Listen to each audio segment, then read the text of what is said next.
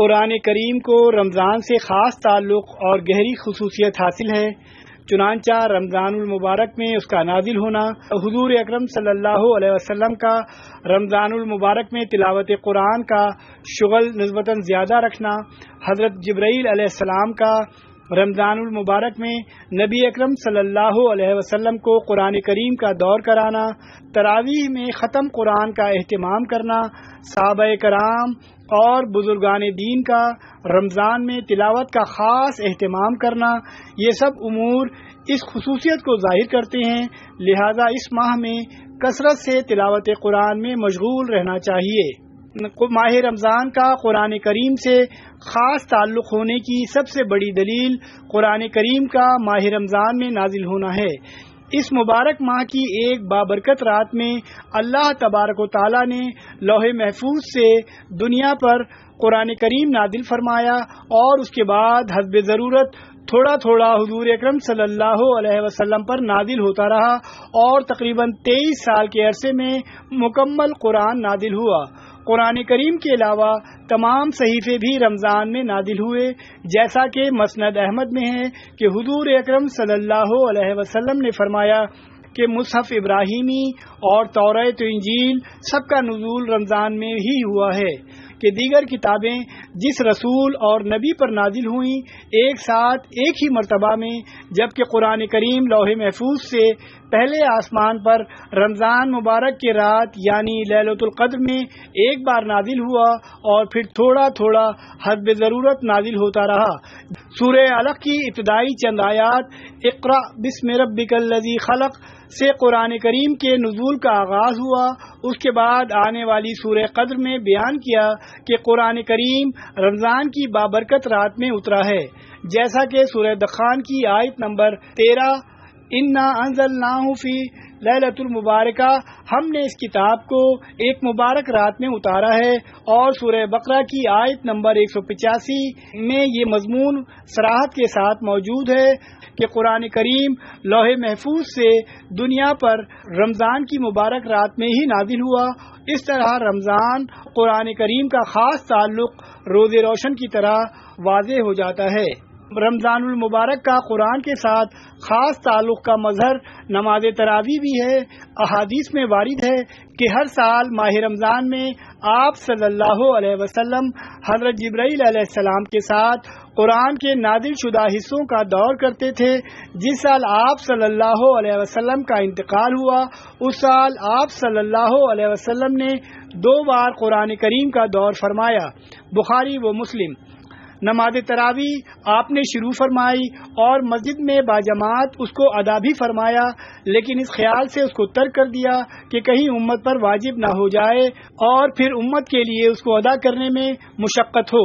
حضرت عائشہ رضی اللہ عنہا فرماتی ہیں کہ رسول اللہ صلی اللہ علیہ وسلم نے رمضان کی ایک رات مسجد میں نماز تراویح پڑھی، لوگوں نے آپ کے ساتھ نماز پڑھی، پھر دوسری رات کی نماز میں شرکا زیادہ ہو گئے، تیسری یا چوتھی رات آپ نماز تراویح کے لیے مسجد میں تشریف نہ لائے اور صبح کو فرمایا کہ میں نے تمہارا شوق دیکھ لیا اور میں اس ڈر سے نہیں آیا کہ کہیں یہ نماز تم پر رمضان میں فرض نہ کر دی جائے۔ مسلم۔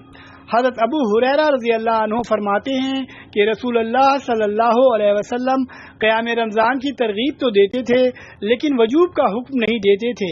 آپ فرماتے کہ جو شخص رمضان کی راتوں میں نماز تراویح پڑھے وہ ایمان کے دوسرے تقاضوں کو بھی پورا کرے اور ثواب کی نیت سے یہ عمل کرے تو اللہ تعالیٰ اس کے سابقہ گناہ معاف فرما دیں گے۔ رسول اللہ کی وفات تک یہی عمل رہا، دور صدیقی اور ابتدائے عہد فاروقی میں بھی یہی عمل رہا۔ صحیح مسلم کی اس حدیث سے معلوم ہوا کہ نبی اکرم صلی اللہ علیہ وسلم کی حیات میں حضرت ابو بکر صدیق رضی اللہ عنہ کے دور خلافت اور حضرت عمر فاروق رضی اللہ عنہ کے ابتدائی دور خلافت میں نماز تراویح جماعت سے پڑھنے کا کوئی اہتمام نہیں تھا، صرف ترغیب دی جاتی تھی اور انفرادی طور پر نماز تراویح پڑھی جاتی تھی۔ قرآن اور رمضان کی پہلی اہم مشترکہ خصوصیت تقویٰ ہے، جیسا کہ قرآن کریم کی آیات کی روشنی میں ذکر کیا گیا۔ دوسری مشترک خصوصیات شفاعت ہے۔ حضور اکرم صلی اللہ علیہ وسلم نے ارشاد فرمایا کہ روزہ اور قرآن کریم دونوں بندے کے لیے شفاعت کرتے ہیں۔ روزہ عرض کرتا ہے کہ یا اللہ، میں نے اس کو دن میں کھانے پینے سے روکے رکھا، میری شفاعت قبول کر لیجئے۔ اور قرآن کہتا ہے کہ یا اللہ، میں نے رات کو اس کو سونے سے روکا، میری شفاعت قبول کر لیجئے۔ پس دونوں کی شفاعت قبول کر لی جائے گی۔ رواہ احمد والطبرانی۔ تیسری خصوصیت جو رمضان اور قرآن دونوں میں مشترک پائی جاتی ہے وہ قرب الہی ہے۔ اللہ تعالیٰ کے کلام کی تلاوت کے وقت اللہ تعالیٰ سے خاص قرب حاصل ہوتا ہے۔ ایسے ہی روزے دار کو بھی اللہ تعالیٰ کا خاص قرب حاصل ہوتا ہے کہ روزے کے متعلق حدیث قدسی ہے کہ اللہ تعالیٰ نے ارشاد فرمایا کہ میں خود ہی روزے کا بدلہ ہوں۔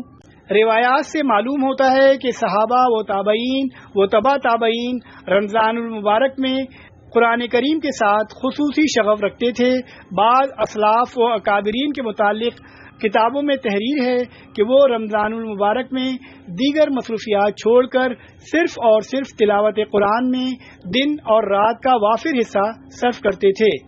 امام مالک، جنہوں نے حدیث کی مشہور کتاب موطا مالک تحریر فرمائی ہے، جو مشہور فقیہ ہونے کے ساتھ ایک بڑے محدث بھی ہیں، لیکن رمضان شروع ہونے پر حدیث پڑھنے پڑھانے کے سلسلے کو بند کر کے دن اور رات کا اکثر حصہ تلاوت قرآن میں لگاتے تھے۔ اسلاف سے منقول ہے کہ وہ ماہ رمضان اور خاص کر آخری عشرے میں 3 دن یا 1 دن میں قرآن کریم مکمل فرماتے تھے۔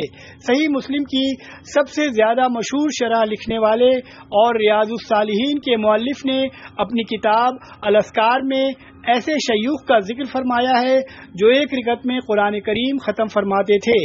رمضان المبارک کے مبارک مہینے میں ختم قرآن کریم کے اتنے واقعات کتابوں میں مذکور ہیں کہ ان کا احاطہ نہیں کیا جا سکتا، لہذا اس مبارک مہینے میں زیادہ سے زیادہ وقت قرآن کریم کی تلاوت میں لگائیں، نماز تراویح کے پڑھنے کا اہتمام کریں، اور اگر تراویح میں ختم قرآن کا اہتمام کیا جائے تو بہت بہتر اور افضل ہے، کیونکہ حدیث میں وارد ہے کہ ہر سال ماہ رمضان میں آپ صلی اللہ علیہ وسلم حضرت جبرائیل علیہ السلام کے ساتھ قرآن کے نازل شدہ حصوں کا دور کرتے تھے۔ جس سال آپ صلی اللہ علیہ وسلم کا انتقال ہوا، اس سال آپ نے 2 بار قرآن کریم کا دور فرمایا۔ ماہ رمضان کے بعد بھی تلاوت قرآن کا روزانہ اہتمام کریں، خواہ مقدار میں کم ہی کیوں نہ ہو۔ نیز علماء کرام کی سرپرستی میں قرآن کریم کو سمجھ کر پڑھنے کی کوشش کریں، قرآن کریم میں وارد احکام و مسائل کو سمجھ کر ان پر عمل کریں اور دوسروں تک پہنچائیں۔ اگر ہم قرآن کے معنی اور مفہوم نہیں سمجھ پا رہے ہیں تب بھی ہمیں تلاوت کرنا چاہیے، کیونکہ قرآن کی تلاوت بھی مطلوب ہے۔ حضور اکرم صلی اللہ علیہ وسلم نے ارشاد فرمایا کہ جو شخص 1 حرف قرآن کریم کا پڑھے اس کے لیے اس حرف کے عوض 1 نیکی ہے، اور 1 نیکی کا اجر 10 نیکی کے برابر ملتا ہے۔ میں یہ نہیں کہتا کہ الف لام میم 1 حرف ہے، بلکہ الف 1 حرف، لام 1 حرف اور میم 1 حرف ہے۔ ترمذی۔ تلاوت قرآن کے کچھ آداب ہیں جن کا تلاوت کے وقت خاص خیال رکھا جائے تاکہ ہم اللہ کے اجر عظیم کے مستحق بنیں۔ تلاوت چونکہ ایک عبادت ہے، لہذا ریا و شہرت کے بجائے اس سے صرف اور صرف اللہ تعالیٰ کی رضا مطلوب اور مقصود ہو۔ نیز وضو و طہارت کی حالت میں ادب و احترام کے ساتھ اللہ کے کلام کی تلاوت کریں۔ تیسرا اہم ادب یہ ہے کہ اطمینان کے ساتھ ٹھہر ٹھہر کر اور اچھی آواز میں تجوید کے قواعد کے مطابق تلاوت کریں۔ تلاوت قرآن کے وقت اگر آیتوں کے معنی پر غور و فکر کر کے پڑھیں تو بہت ہی بہتر ہے۔ قرآن کریم کے احکام و مسائل پر خود بھی عمل کریں اور اس کے پیغام کو دوسروں تک پہنچانے کی کوشش کریں۔ اللہ تعالی ہم سب کو روزہ تلاوت قرآن کی برکت سے تقوی والی زندگی گزارنے والا بنائے اور ہمیں دونوں جہانوں میں کامیابی و کامرانی عطا فرمائے۔ آمین یا رب العالمین۔